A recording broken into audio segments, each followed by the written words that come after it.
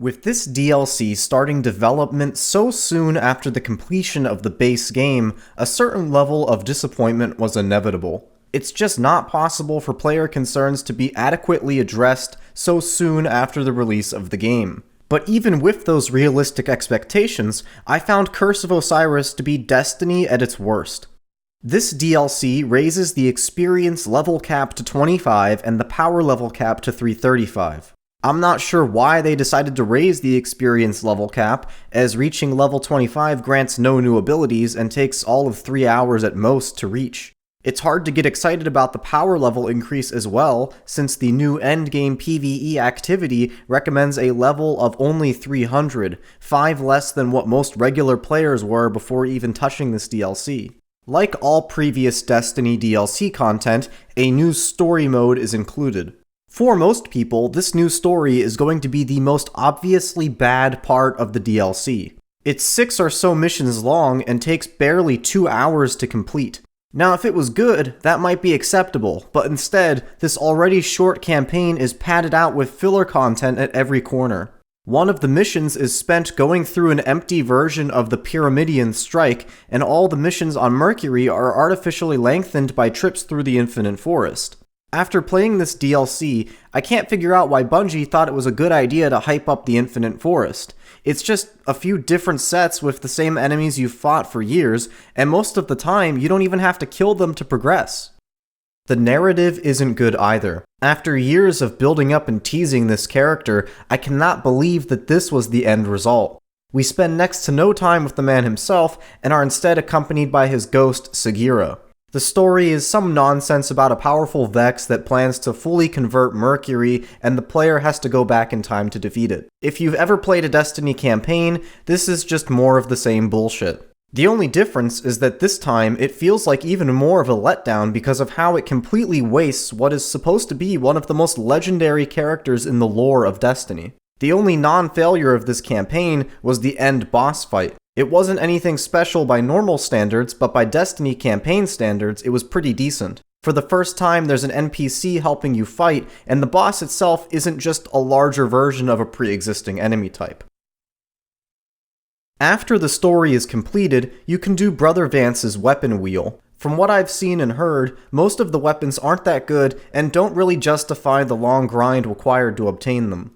Once you've gone ahead and given up on that, you'll try out the new Crucible maps.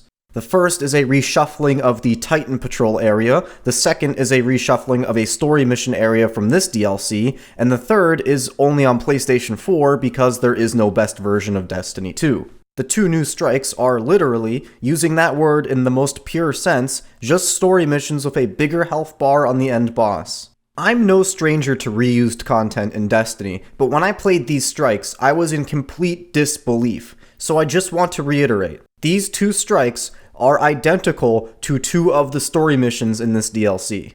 All of this is bad for sure, but realistically, you're only going to play the story 3 times anyway, and strikes are already a grind, so who cares if you've already played them before you play them. The bulk of the effort for this DLC was put into crafting a large batch of new weapons and armor to work towards, right? Wrong.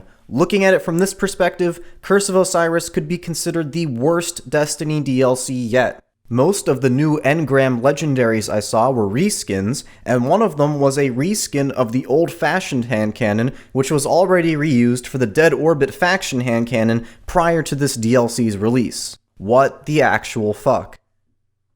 Even one of Brother Vance's weapon wheel weapons looks suspiciously similar to the Stranger's rifle. So if the new legendaries are low effort, that must mean that the new exotics are the highlight of this DLC, right? No, not even close. There are measly 5 exotic weapons and 12 pieces of exotic armor. 12 sounds like a high number, but let's take a closer look at what those 12 pieces actually are. 3 of them are part of this Eon series and are rewarded at the end of the story.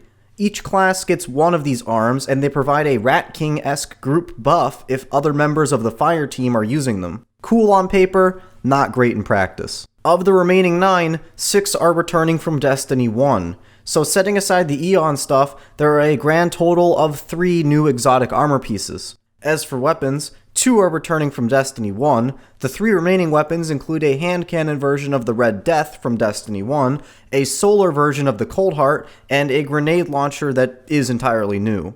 If they added a batch of classic exotics every few weeks, it would be praised by the community. They could even have ornaments for those exotics to offset the likely small cost of bringing them over. But no, here we are paying money for content that is years old, and they still put in the ornaments anyway. The one place where they didn't cut any corners was with the new Eververse items. I wonder why that is. Brother Vance offers sets of mildly Vex-looking armor, but the Vault of Glass-looking sets are available only through Eververse. I haven't had much of a problem with Eververse in the past, but this time around, it's so blatantly obvious that all of the effort went into those items, and it feels insulting. The only thing in this DLC that I genuinely enjoyed was the new raid layer. It's incredibly short and easy, but I find it to be more enjoyable than any of the encounters in the base game's raid. The mechanics are clever and require precision, but it forces players to be constantly moving.